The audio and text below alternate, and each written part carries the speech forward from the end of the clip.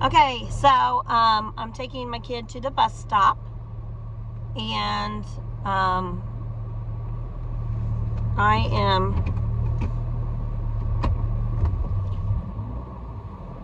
going to go home, and I got 2 hours now before I have to be at work today, and it's Friday.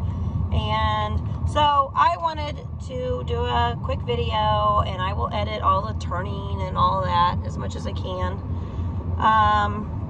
Wanted to talk to you guys about supporting your children as a single mom. This is something my middle son just brought up to me, and I want to just kind of let you know what he said.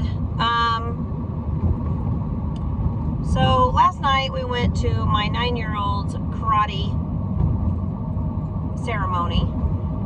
I had to rush, kind of speed, to get there. It is about 30 minutes away from where we live, and I got off work at 6 o'clock and we had to be there at 6:15. And I got there just as they were putting on his green belt, and he turned around and there I was. And so I did get to see a little bit of him just getting his certificate and his belt, and so super excited about all that. And when my son turned around, the sensei says, "Hey everyone, turn around and look at your parents." And my ex-husband was on the other side of the gym, and so it was really, really nice because my son turns around and he saw me, and I'm on this side of the gym, my ex-husband's on the other side of the gym, and he looked at first at my ex-husband, but I saw him turn his head to see he's looking for me. You guys, it would have broke my heart if I wasn't there when he turned around. He was looking for me. I had promised him that I would try to be there, and I rushed. You guys, it was so important to him that I was there to support him. And my middle child is like, "Mom," at first he was really mad because I was speeding, trying to get there. I was rushing him, and he couldn't even believe that I was trying to get him to be there.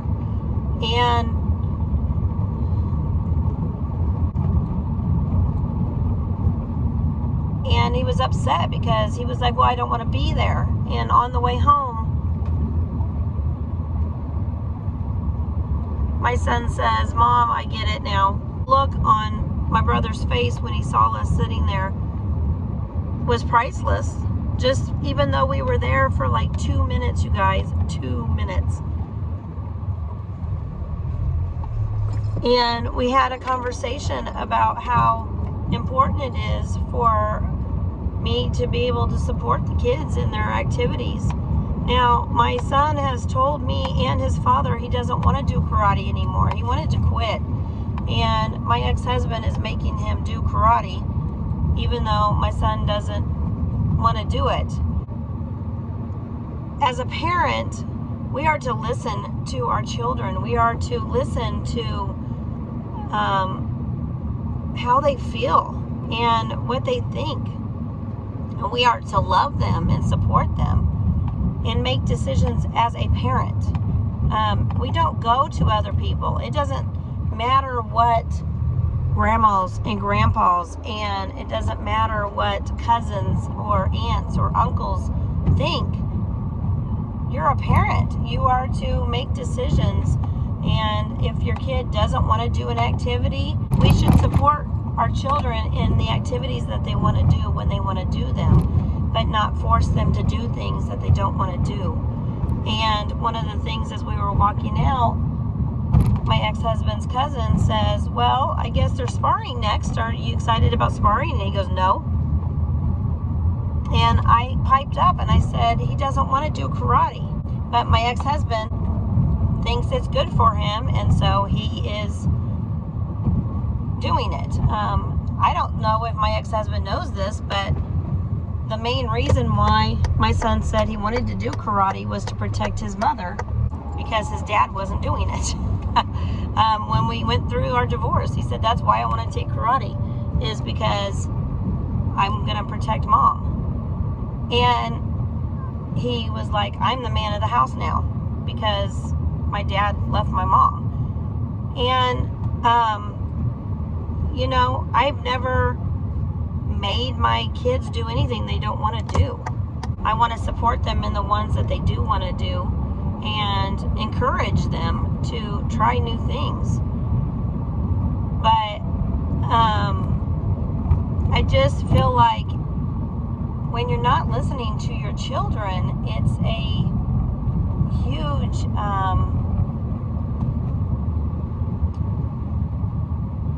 decision that you're telling your child that you don't care.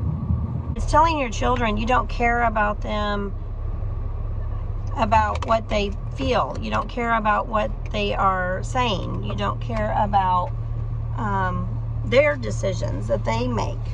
And I just think it's completely wrong to ignore your children when they say, like, for example, my ex-husband has his girlfriend living with him now.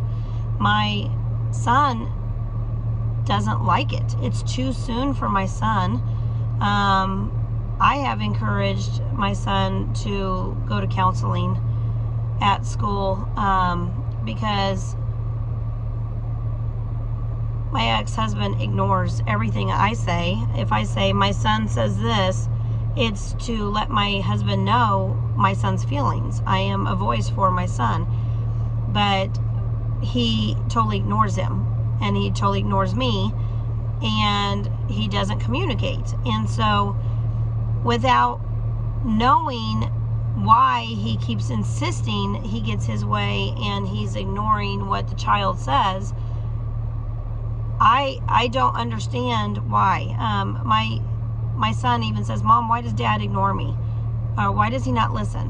Why do I not have a say?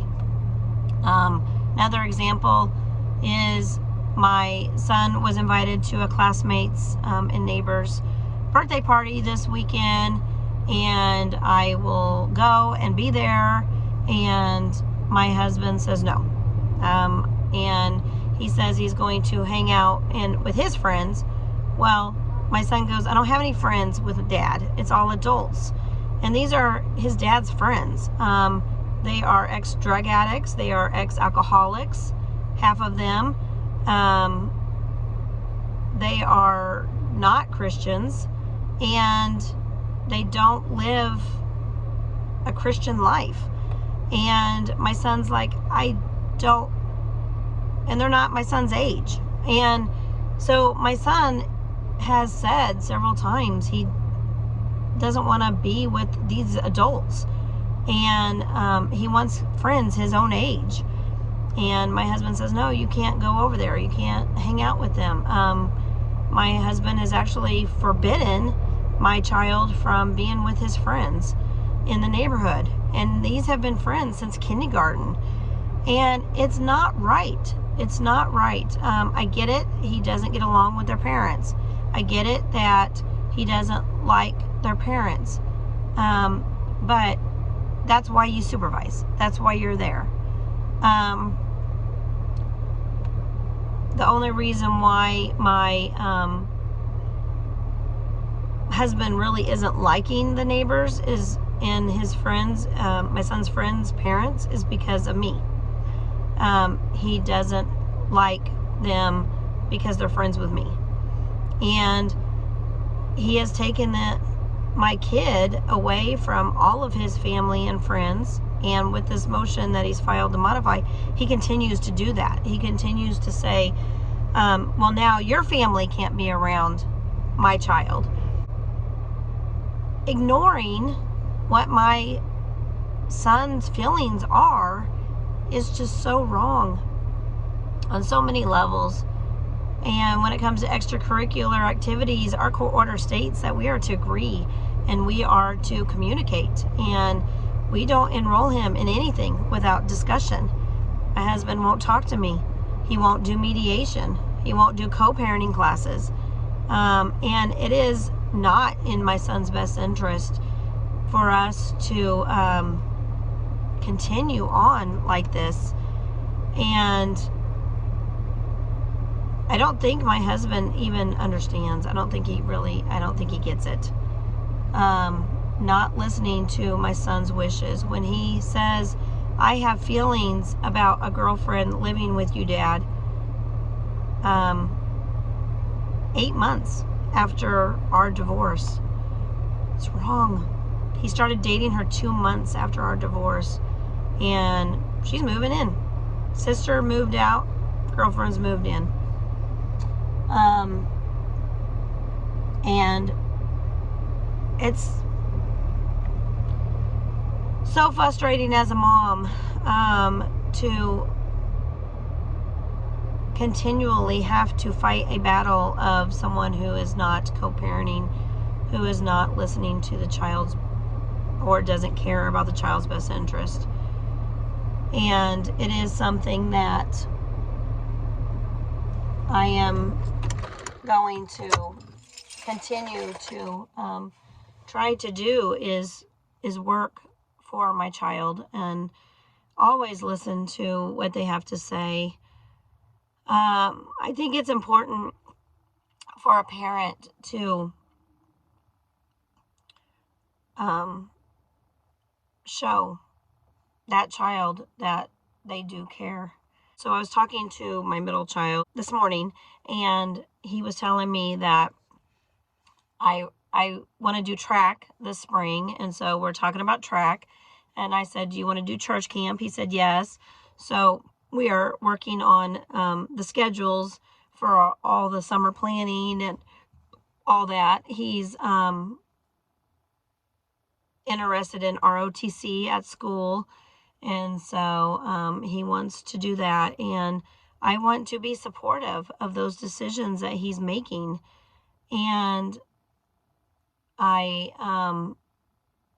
am glad that he is wanting to do what's right.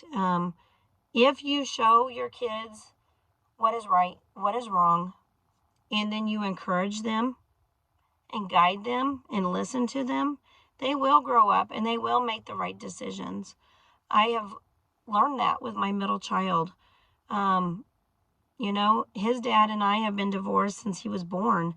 And there's decisions that are made with my ex-husband on my middle child that I don't agree with. A lot of decisions that I don't agree with. And we do argue a little bit about it. But now that my kid is getting older and has a say in what he is wanting to do, I listen to my child. And if my child says, I want to go be with Dad, he's going to go and be with his dad. And that is co-parenting. That is what is in my child's best interest.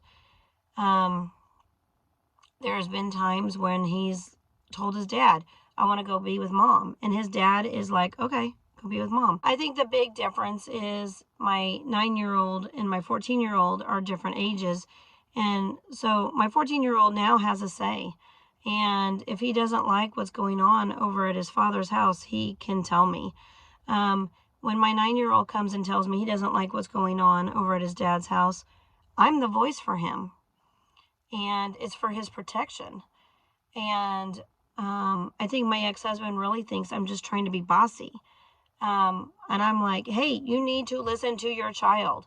So, you know, I think that's the difference that we are having with our communication. And so, you know, co-parenting and communication is key to supporting and loving your children in a divorce.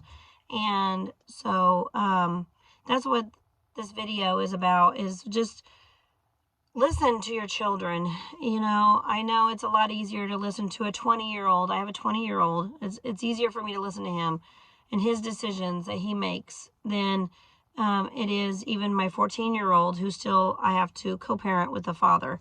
And it's a lot easier to co-parent with a 14-year-old's dad than it is with a 9-year-old's dad who just isn't communicating. And I have realized through these divorces that, you know, you can't control every situation, but you do have a say as a parent. Just because you're divorced doesn't mean you don't have to work together for that child, because you do have to work together for that child. And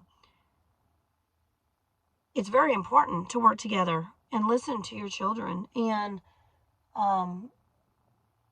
very, very important to not only listen to your children, but to do what your child wants. And what their desires are may be different than yours. You may want them to just hang out with adults and not hang out with children, but they're children.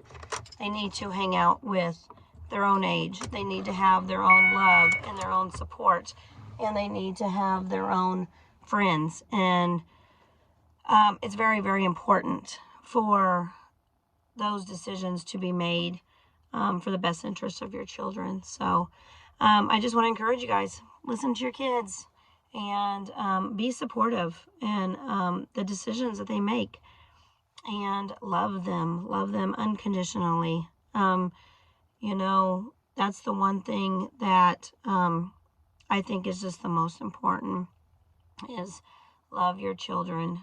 I work at a daycare with children, and as their teacher, I listen to them. That is the one thing I am really, really trying to do. And because I listen to them, they love me. They love me back. And so it's very important to let them make decisions. A lot of times when I'm working with the children at the daycare, I say, do you guys want to do this, or do you guys want to do that? Give them options. You don't always have to make decisions for that child. Give them the option. Give them a voice. Give them a say. It's very important for children to have a say. And it's very important for them to have a voice. So, thank you guys so much for watching. My son is at the bus stop. His dad just drove by. And so I want to thank you guys for watching so much. Have a great Friday. And, you know, there's going to be probably quite a few videos this weekend. So keep watching. Bye.